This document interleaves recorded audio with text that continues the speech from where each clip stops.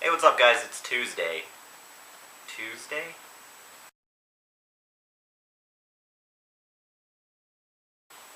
Alright, hey guys. So, sorry I didn't make a video on Monday. I didn't really have an opportunity to do what I wanted to do, and I kind of felt like it'd be copping out to just make another crappy video. Last week I was wicked sick, so I apologize for not getting a video done that was worth watching. I'm feeling a whole lot better now. I actually have a voice. Last week I had nothing. So yeah, so this week's video I actually had a theme for, and it's going to cost you some money, Patrick, because you're the only one of the three of us who doesn't already know how to play. I'm declaring it Geek Week on 3 Average Guys. We're going to be talking about Magic: The Gathering.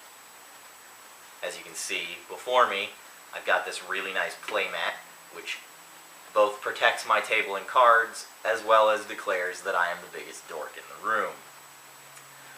Other necessary supplies that you're going to need to pick up. First and foremost, Patrick, you're going to be spending about $12 on just a pre-constructed deck. You can pick that up at Target, Walmart, some Best Buy stores, or that fancy card shop right down the street from your house.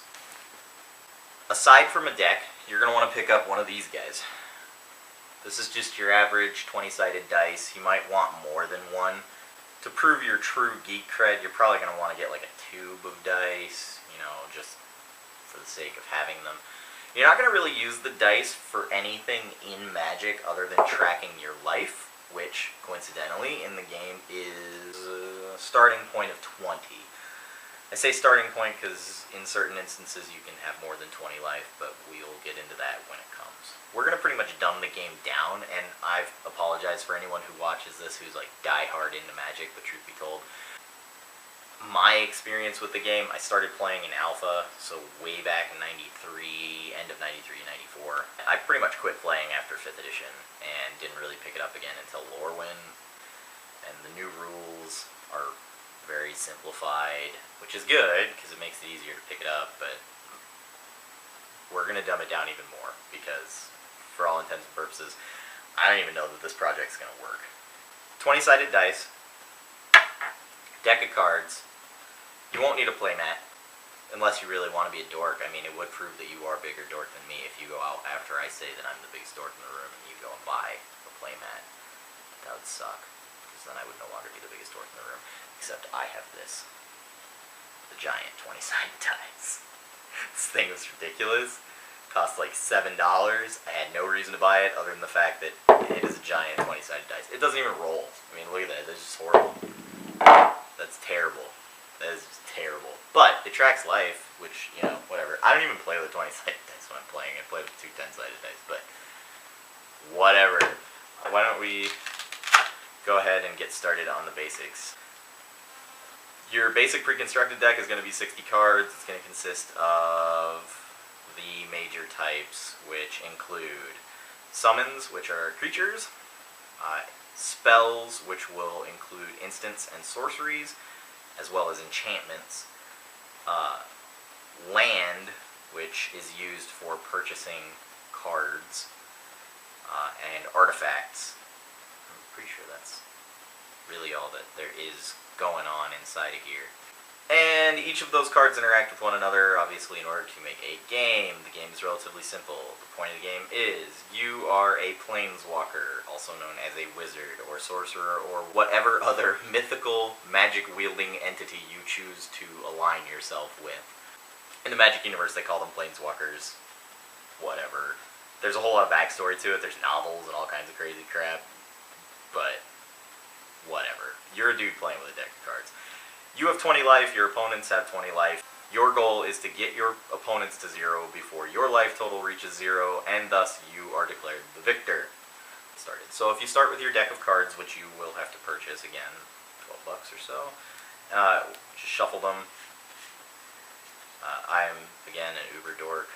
I'm going to be playing with my Goblin Swarm deck, which was like it was Type 2 legal, probably in 95. It's really old. So shuffle it up, do whatever you need to do, right? Get it to the point where the cards are mixed together. And then what you're going to do is have somebody else cut the deck for you. For our purposes, since we're going to be trying to play a game through video, No one is here to cut the deck for me, so you are watching as I cut the deck. And there's that. Alright, so for our purposes, usually in a house game, what we do is just roll a 20-sided dice. Whoever gets the highest number is the person who goes first. But since I'm Monday and technically Tuesday today, I'm going to go ahead and take the honors of being the first person since I'm the one describing the game. Once your deck is shuffled out, draw 7 cards. The rest of this is called your library. Any cards that refer to the library, they're talking about this. You also have a graveyard, which is essentially your discard pile, but it's also where cards go when they die. So, since I'm going first, and I've got a handful of 7 cards here, the first and most important thing that you're going to be looking to do is find out whether or not you have any land cards in your hand.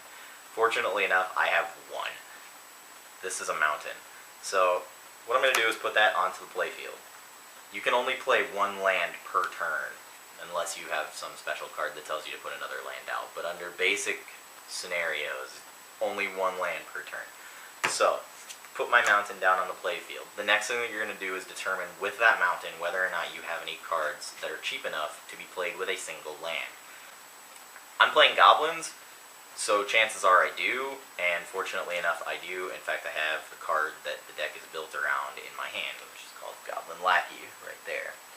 So, what we're going to go ahead and do is turn the land to the side. This action is called tapping. Tapping just lets the other players on the playfield know that that resource is being used and is no longer going to be able to be used during their turns.